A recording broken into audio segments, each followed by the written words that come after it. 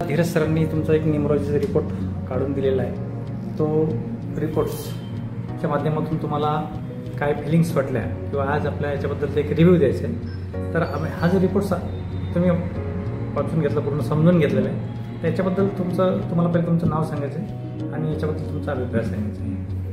माझं नाव मनीषा अनुप मोपारे आहे। जे माझ्या जन्मतारखेवरून सरांनी जे काढलं आहे तारीख वगैरे ते सगळं एकदम व्यवस्थित वगैरे जे आहे ते सगळं सांगितले सरांनी। मी भुसावळची राहणारी आहे।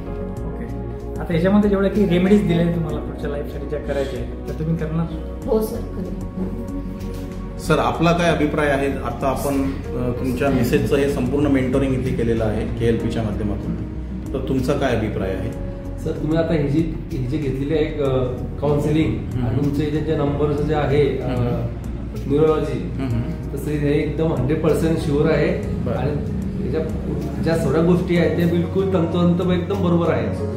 तुम्ही फक्त तुम्ही आमच्याकडनं जे आधी माहिती घेतली होती फक्त बर्थ डेट वरून आणि तुम्ही जे आमची जे फाईल बनवली आमचे जे रिपोर्ट्स निघाले तर ते बिलकुल 100% एकदम बरोबर आहे।